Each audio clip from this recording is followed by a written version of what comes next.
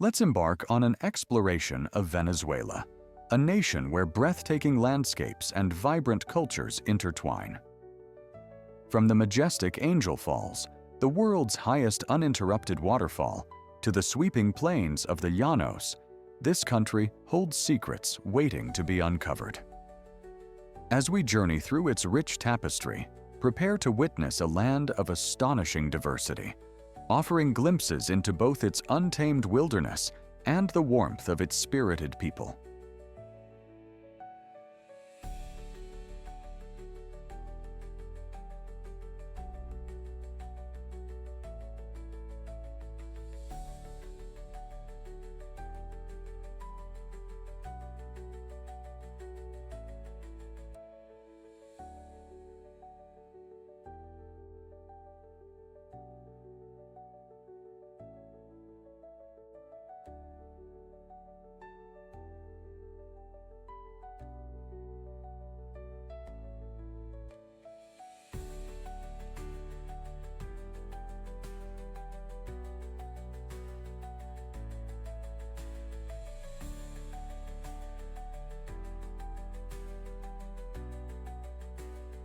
The sound of cascading water echoes through dense forests as Angel Falls, the world's highest waterfall, plunges over 3,000 feet from the tabletop mountains of the Guyana Highlands.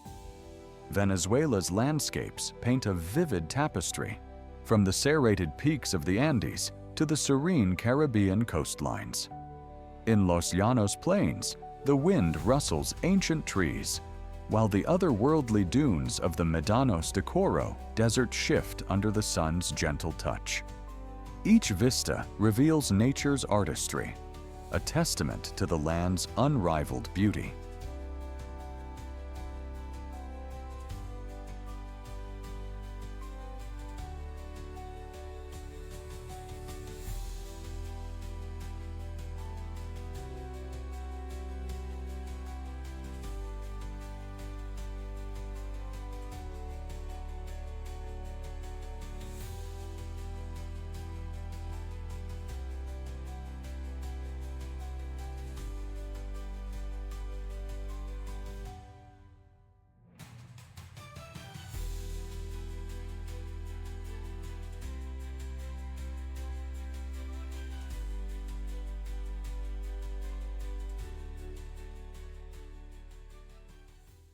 Amidst the lush expanse of Venezuela, the Angel Falls emerges as the world's tallest uninterrupted waterfall, cascading over 3,212 feet.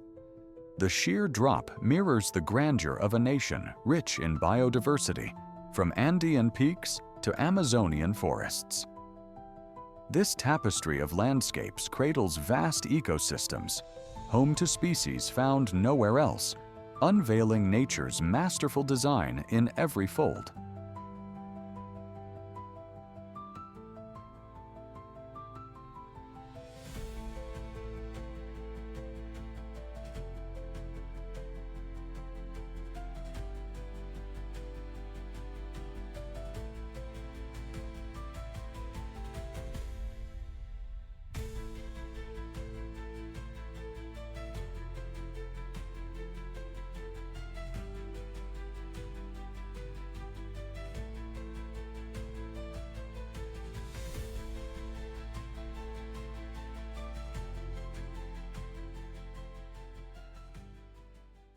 The brilliant white sands and tranquil turquoise waters of Morocco's Cays present an image of serene, almost impossible, simplicity.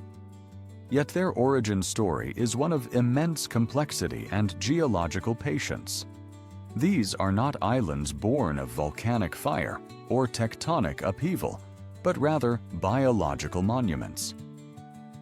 They have been meticulously constructed over thousands of years from the accumulated skeletal fragments of coral and calcareous algae, compacted by the gentle pressure of the Caribbean Sea.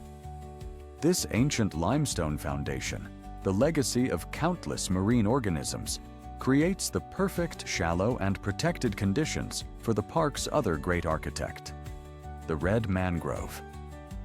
These dense, tangled forests grip the edges of the cays, their submerged prop roots forming an intricate, vital nursery that shelters the juvenile fish and invertebrates that will one day populate the surrounding reefs.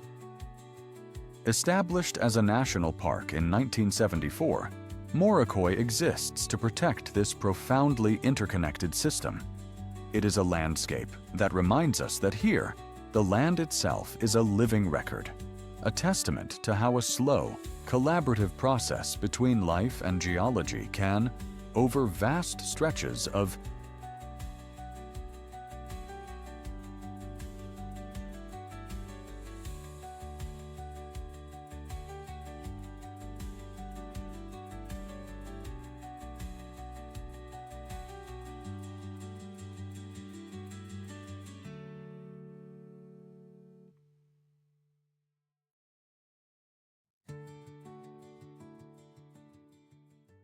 In a region defined by the turquoise embrace of the Caribbean, the appearance of a vast Saharan-like landscape is a profound geological surprise.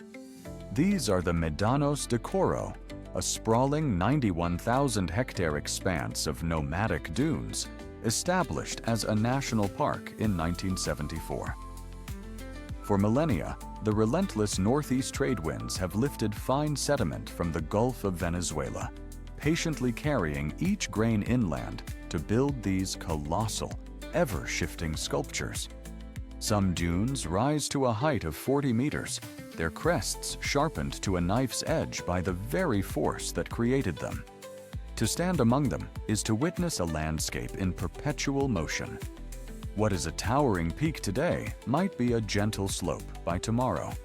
The air is filled not with the sound of waves, but with the soft hiss of sand in transit, a constant whisper that speaks to the immense, creative power of wind and time. This is not a static desert, but a slow-motion river of sand, a testament to the planet's unceasing and subtle artistry.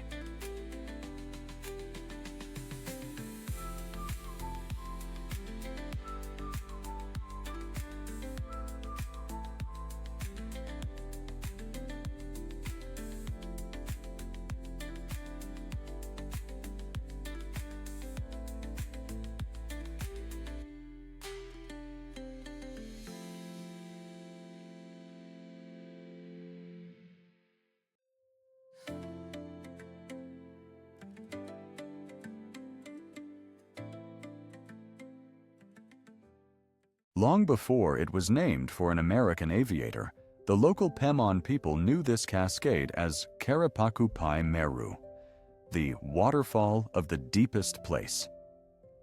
The name is a profound geological truth, not a myth.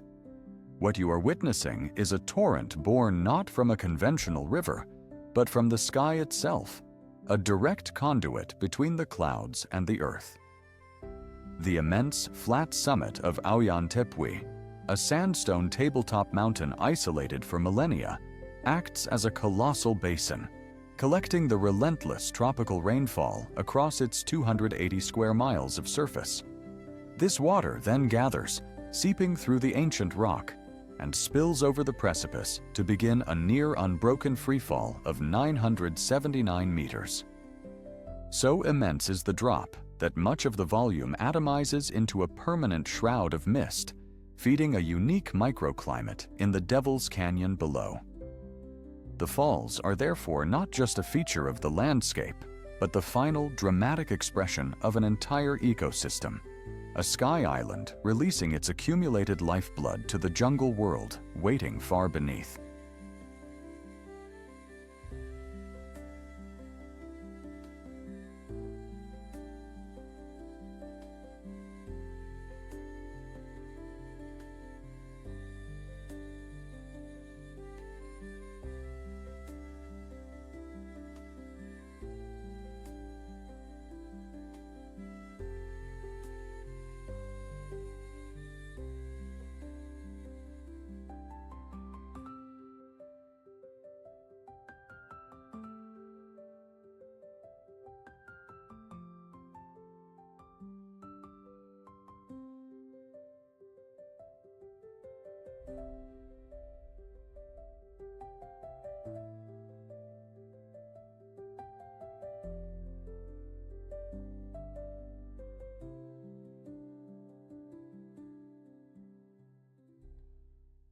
Nestled within a high, narrow valley, just a few miles from the Caribbean, Caracas exists in a world of its own. A world defined not by the tropical coast it neighbors, but by the colossal mountain wall of El Avila that separates them. This formidable range, soaring over 2,000 meters, effectively seals the city off from the sea's humidity, while the valley floor's elevation of nearly 900 meters gifts it a temperate, spring-like climate year-round. This unique geographical cradle earned it the affectionate name, the City of Eternal Spring. And for centuries, it was this very isolation that shaped its destiny, a protected sanctuary that allowed a unique urban culture to blossom. Looking out across this sprawling metropolis, you can feel the profound paradox of its existence. A city born from a desire for shelter, whose natural barriers have become the very container for one of South America's most complex and dynamic human dramas.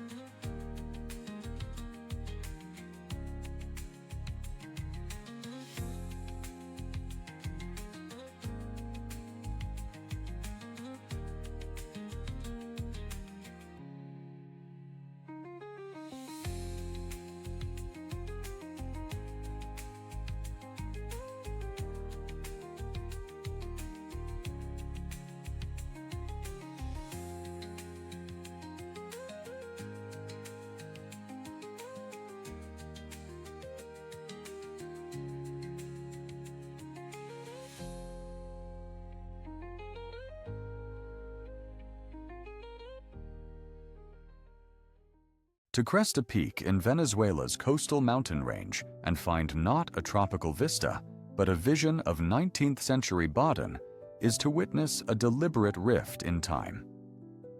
In 1843, several hundred immigrants from Germany's Kaiserstuhl region were brought here, chosen for their agricultural expertise to cultivate these cooler, high-altitude lands. The very same cloud forests that proved ideal for their European crops also enforced a profound isolation, cutting them off from the rest of the country for more than a century. The result is a cultural time capsule, a community where the Alemanish dialect of their ancestors survived, and half-timbered houses stand in defiant contrast to the surrounding tropical flora. It's more than a curiosity. It is a living monument to the resilience of heritage, a pocket of the old world preserved not in amber, but in the persistent mountain mist.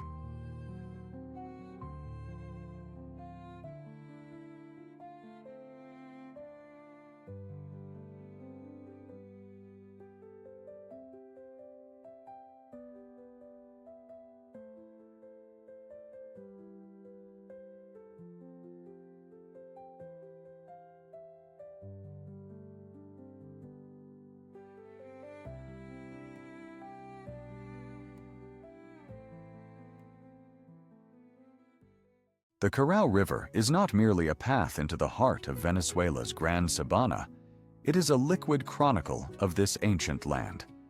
Its distinctive, tea-colored hue is not a product of silt or mud, but of tannins leached over millennia from decaying vegetation.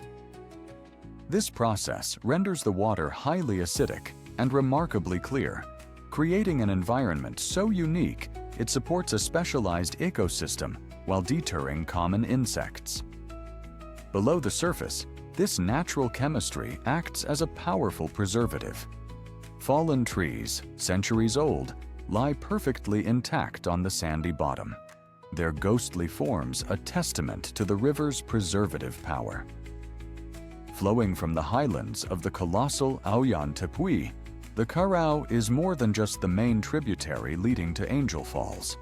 It is a timeless artery, carrying the secrets of one of Earth's oldest geological formations, a place where the water itself tells the story of time.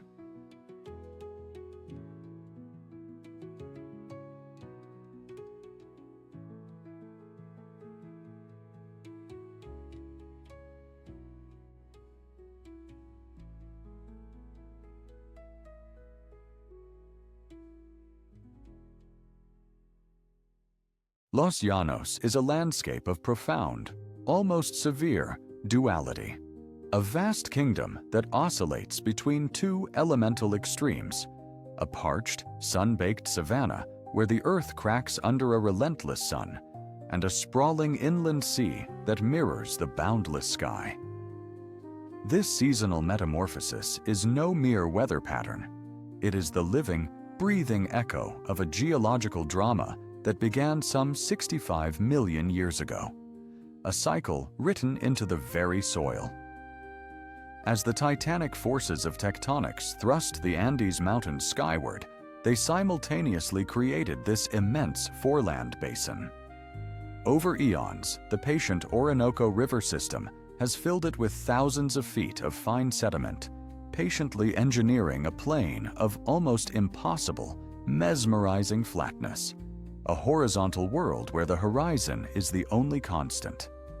This ancient geological process is the inescapable key to understanding the dramatic present.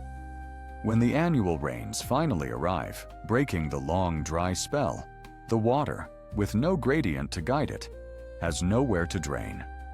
It simply spreads outwards in a slow, inexorable sheet, submerging a territory of nearly 77,000 square miles. This deluge forces all life, from the coiled anaconda and the herd-like capybara to the legendary resilient lanero, to adapt and move to the inexorable rhythm of the flood. Here, you witness how the land itself dictates the terms of long before it became a sun-drenched Caribbean escape. Isla Margarita's destiny was sealed by a single, iridescent treasure. The name itself, bestowed by European explorers in the late 15th century, is Latin for pearl, a direct testament to the discovery that would define its future. For over 100 years, the oyster beds shimmering beneath these turquoise waters yielded a fortune for the Spanish Empire, a bounty so vast it funded expeditions and built distant cathedrals. This immense wealth, which once rivaled the gold of the mainland, demanded constant protection, giving rise to the formidable stone forts that still stand sentinel along its coasts, their cannons now silent witnesses to an age of pirates and plunder. Today, the Pearl Rush is a distant memory, yet its legacy endures. You see it not in treasure chests, but in the island's very geography, a verdant, populated eastern half tethered to an arid, wild western peninsula by a fragile ribbon of sand.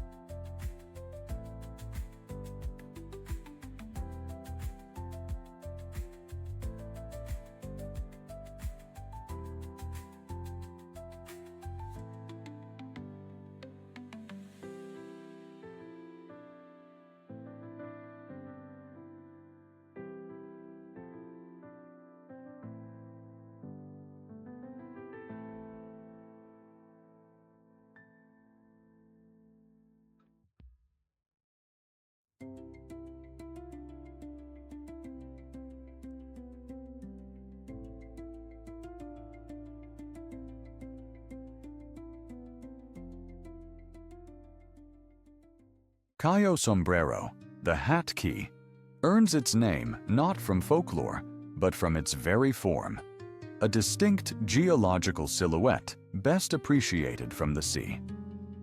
This is not an island born of volcanic fire, but one constructed over thousands of years by the patient, silent work of countless coral polyps. Its unique shape, a literal brim and crown of limestone and sand, creates a remarkable duality in the landscape. To the east, a wide arc of brilliant white sand, the pulverized remains of ancient reefs and mollusk shells, faces the open Caribbean and absorbs the gentle rhythm of the tides. Yet, turn 180 degrees and you find a protected, almost lacustrine bay, its placid turquoise waters sheltered by the island's curve and a dense, vital fringe of red mangrove. It is a masterful piece of natural architecture, a place where the very same biological process that built the island's foundation now cradles its tranquil heart, reminding us that here, the shelter and the shore are born of the same ancient, life-giving source.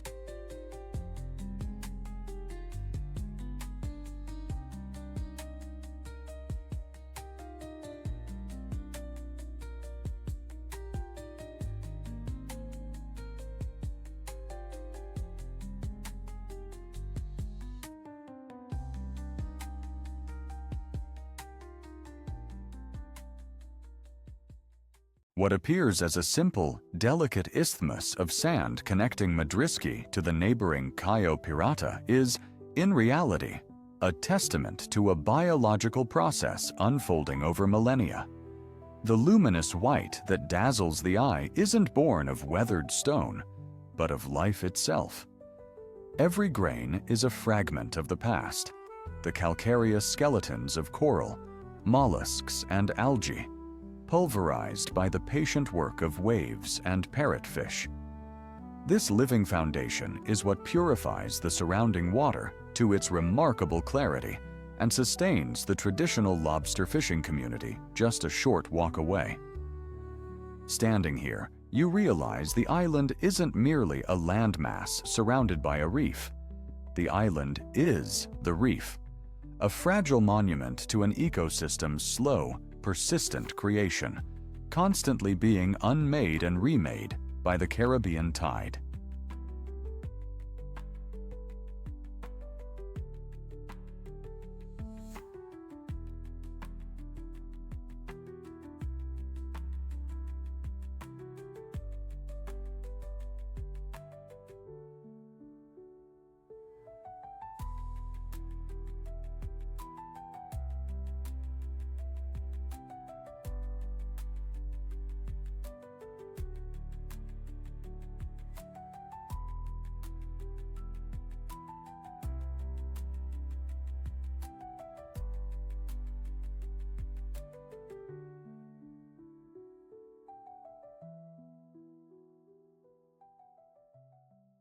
What appears from afar as a delicate, almost impossibly thin thread of white sand is, in fact, a geological marvel of profound significance known as a double tombolo, a rare isthmus sculpted over countless millennia.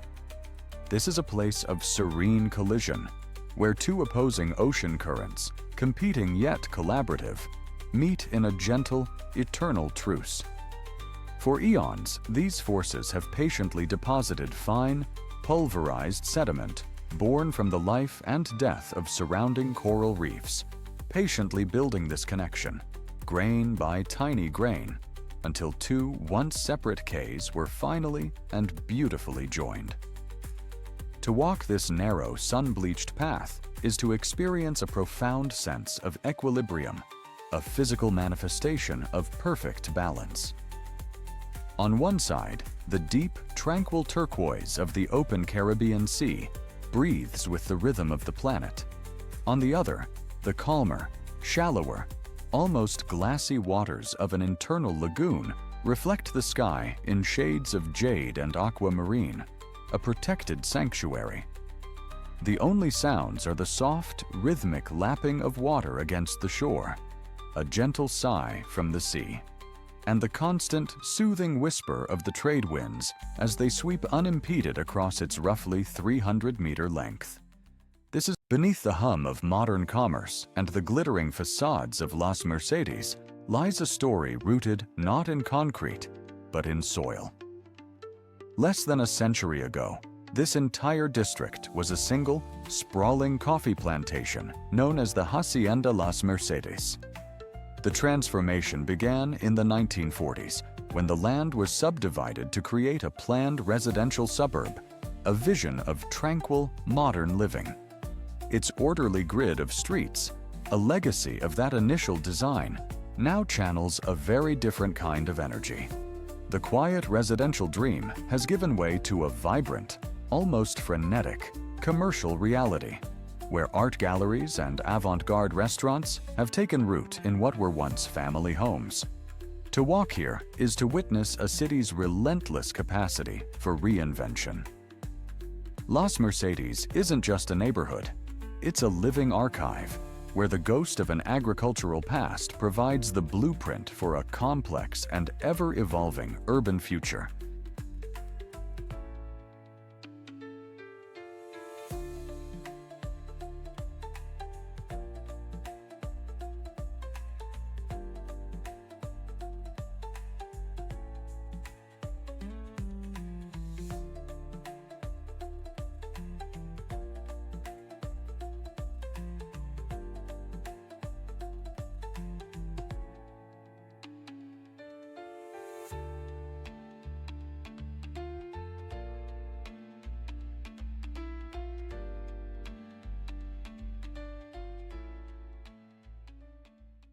The state of Aragua presents a dramatic confluence of worlds, where the turquoise of the Caribbean Sea meets the steep inclines of the Cordillera de la Costa.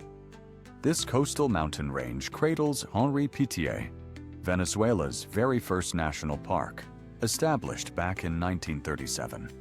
But its true significance lies in its unique topography. Within its boundaries is the Paso de Portachuelo, a low mountain pass that creates a natural funnel for millions of migratory birds and insects each year. It is this geographical feature that explains the park's astonishing biodiversity.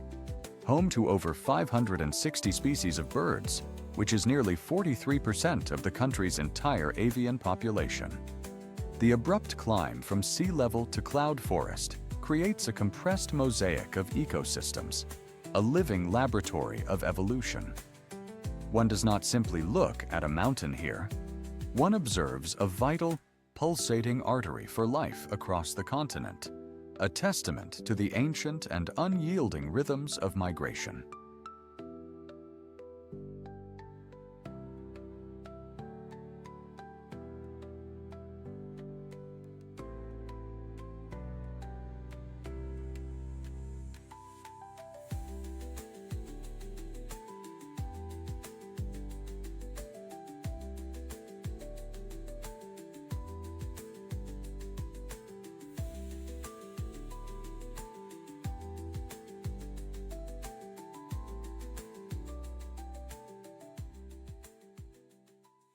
Cayo Sal, a whisper of white sand and turquoise water, seems at first glance the epitome of a serene Caribbean escape, yet it holds a profound secret in its very name.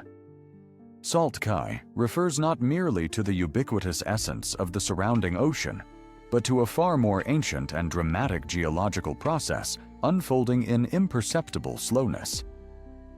Deep beneath the seafloor, vast primordial salt beds, remnants of evaporated seas from eons past, exert a slow, inexorable pressure.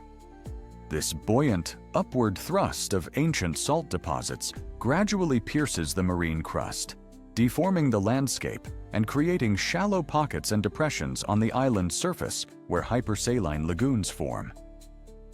This continuous, silent interplay between subterranean geology and the relentless tropical climate has, for countless millennia, sculpted a truly unique environment. Under the searing gaze of the sun, the trapped water evaporates at an astonishing rate, leaving behind a brine so concentrated that life must adapt ingenious strategies to survive. Standing here, the shimmering heat that radiates from the bleached sand isn't just a passive tropical embrace. It is the very engine of the island's identity, an active force driving the final, beautiful stage of the process, the very crystallization that defines this island's peculiar, resilient beauty. visible in the delicate, glittering crusts that, long before the Andes rose or the Amazon took shape, the foundations of Canaima were already ancient. This landscape is a direct window into the Precambrian era, a fragment of the Guiana Shield, a geological formation nearly 2 billion years old. The iconic, flat-topped mountains, known to the local Pemon people as tepuis, or houses of the gods, are not mountains formed by tectonic uplift. Instead, they are the profoundly eroded remnants of a vast sandstone plateau that once blanketed this corner of the supercontinent Gondwana. Their sheer, 1,000-foot cliffs have isolated their summits for millions of years, creating evolutionary islands in the sky. It is on these isolated plateaus, adrift in a sea of clouds, that life has charted its own unique course, resulting in entire ecosystems where over a third of the species are found nowhere else on the planet.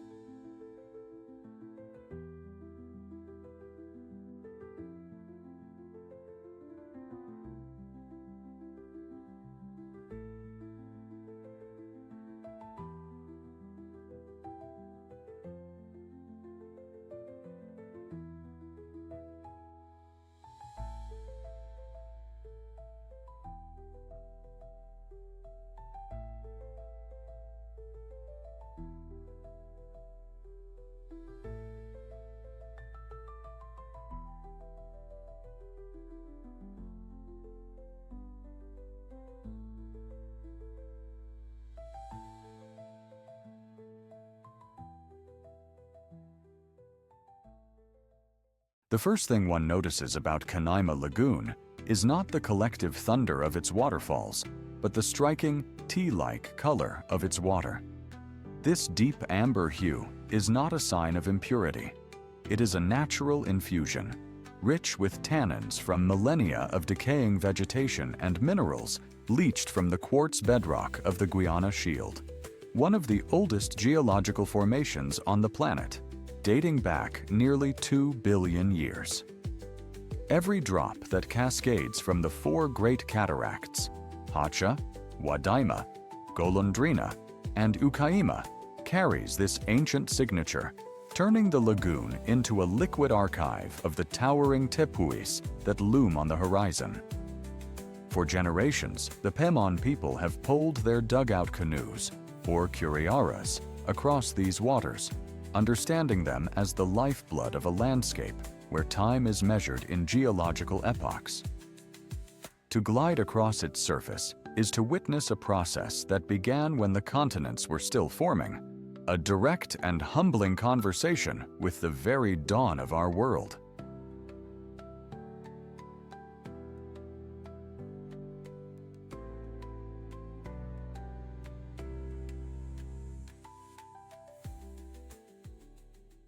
The approach to Chichiriviche by water reveals a landscape of profound duality, a defining feature central to the Morrocoy National Park's unique character. Unlike many Caribbean islands born of the volcanic fury that forged the Antilles, these keys, or cayos, are the serene remnants of ancient coral reefs. Their limestone foundations, meticulously built over thousands of years by countless generations of marine organisms, have been ground by the patient work of time and tide into an impossibly white, powdery sand that dazzles under the tropical sun. This very geological history is the reason for the legendary tranquility found here. The gentle arc of the islands forms a sublime natural breakwater, calming the often turbulent open sea into a vast, placid turquoise lagoon whose hues shift from aquamarine to deep sapphire. This protected, sun-drenched environment has, in turn, fostered one of the region's most vital mangrove forests. This is no mere swamp, but a dense, unlike the grand towers that guard major shipping lanes, the lighthouse of Gran Roque tells a more intimate story. This modest sentinel, erected in the late 19th century, was built not of imported granite, but of the very substance of the archipelago itself. Coral stone, cemented with lime. Its light wasn't meant for ocean liners, but for the local fishermen navigating the labyrinthine shallows that make Los Roques both a paradise and a peril. From this vantage point, some 120 feet above the sea, you can trace the intricate patterns of the reefs below, a submerged map of vibrant blues and greens that only a beacon like this could help safely decipher. It stands as a quiet testament to human adaptation, a simple structure born from the reef to protect those who lived by it. Its silent vigil, a constant across generations against the immense, unchanging backdrop of the Caribbean.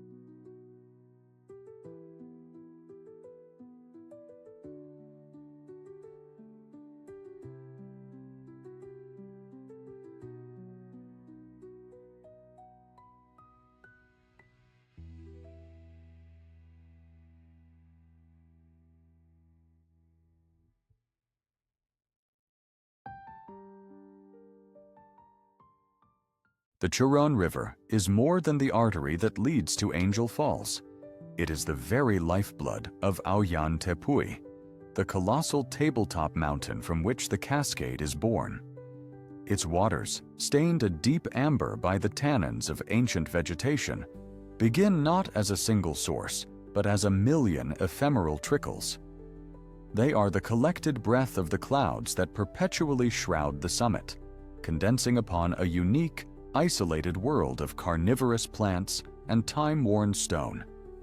This nascent river system weaves a complex lacework across the vast alien plateau, carving sinuous channels into the pinkish sandstone and pooling in dark, silent mirrors that reflect the boundless sky. It nourishes an ecosystem found nowhere else on Earth, a secret garden thriving in its magnificent isolation.